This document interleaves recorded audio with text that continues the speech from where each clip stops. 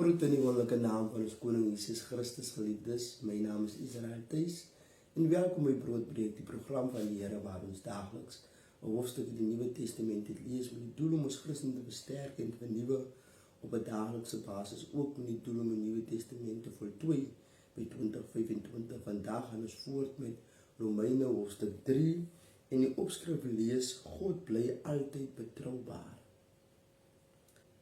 Beteken dit dan enigiets besonders om 'n Jood te wees? Of hou die Joodse besnydenis enige voordeel in? Inderdaad, om 'n Jood te wees hou baie voordele in. Die belangrikste is die feit dat God sy openbaring aan die Jode toevertrou het. Wat sê dit vir ons? Impliseer die feit dat party Jode aan God ontrou geword het, dan nie dat God se betroubaarheid aan sy beloftes ook daarmee heen is nie? Beslis nie. Also elke mens in die hele wêreld 'n leenaar wees. God se integriteit bly nog steeds onkreukbaar. Soos die skrif sê, u sal reg bewys word in wat u sê, en u sal u regsaak wen. Maar kan party sê, dan dien ons ongeregtigheid tog 'n goeie doel, want as God ons ten spyte van ons sondes vryspreek, sal dit vir die mense wys hoe wonderlik goed hy is. En dan sou God mos onregverdig wees as hy die sonde wel straf. Ja, so sou mense nogal geneig wees om te redeneer, maar dit is natuurlik ondenkbaar. As God onregverdig was, hoe sou hy ooit as die regter van die hele wêreld kon kwalifiseer? Party sal egter nog bly sê, maar hoe kan God my nog steeds as 'n sondaar veroordeel as my oneerlikheid juis sy onkreukbaarheid in die kollig plaas en tot sy verheerliking dien? Volgens hierdie absurde redenasie sou ons moes sê, kom ons doen die slegte sodat die goeie daaruit kon voortkom. Die wat sulke onsin verkondig, verdien tereg God se oordeel. En tog belaster sommige mense my deur te beweer, dis presies wat ek preek. Waarom kom dit neer? Dat ons wat Jode is, voor God beter is as ander? Hoegenaamd nie. Ons het immers reeds duidelik aangetoon dat die Jode sowel as die nie-Jode almal onder die mag van sonde verkeer. Dit is soos die skrif sê, niemand is goed nie, selfs nie een enkele een nie. Daar is nie een wat werklik verstandig is nie. Niemand wat werklik ernstig na God soek nie. Almal het hulle rug op God gekeer. Almal het sleg geword. Daar is niemand wat die goeie doen nie, selfs nie een enkele een nie. Hulle taal is vieslik soos die stank wat uit 'n oopgraf kom. Met hulle tonge pleeg hulle bedrog. Die gif van dodelike slange drup van hulle lippe. Hulle monde is vol vervloeking en bitterheid.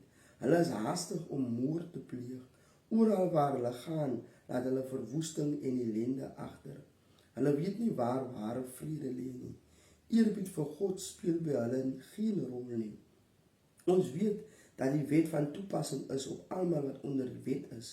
Daarom kan niemand van ons verweer nie en is die hele wêreld skuldig voor God. Niemand sal dus op grond van wetsgehoorsaming voor God vrygespreek kan word nie. Hoe beter ons die wet van God leer ken, hoe duideliker blyk die werklikheid van ons sonde. Maar nou het God vir ons 'n ander weg bekend gemaak, waardeur ons sy vryspraak kan verkry. Nie deur wetgehoorsaming nie, maar langs die weg waarvan die skrif al lankal getuig. God spreek ons vry wanneer ons op Jesus vertrou om ons sonde weg te neem. Ons kan almal hierdie vryspraak ontvang, maak nie saak wie ons is of wat ons gedoen het nie. Ons het immers almal gesondig. Ons almal het God beroof van die eer wat hom toekom. Maar nou spreek God ons sy onverdiende goedheid vry op grond van die verlossing wat Christus Jesus vir ons verkry het. En dit sonder enige verdienste van ons kant. Want God het hom gestuur as 'n offer wat deur sy sterwe versoening bewerk het vir almal wat glo. Op hierdie manier het hy duidelik aangetoon wat sy vryspraak behels. Aan die een kant het hy die sondes vergewe wat vroeër in die tyd van sy verdraagsaamheid begaan is. Aan die ander kant het hy ook duidelik aangetoon wat sy vryspraak nou behels. Op hierdie manier blyk dit dat hy nie net regverdig is nie, maar terselfdertyd ook elkeen regverdig verklaar wat in Jesus glo. Kan ons dus daarop beroem dat ons enigiets gedoen het om voor God aanvaarbaar te wees? Dis heeltemal buite die kwessie, want ons vryspraak berus nie op ons goeie dade nie, maar op ons geloof. Ons is immers daarvan oortuig dat die mens vrygespreek word op grond van sy geloof en nie deur wetsgehoorsaming nie. Per slot van sake is God nie net 'n God van die Jode nie, maar ook van die nie-Jode.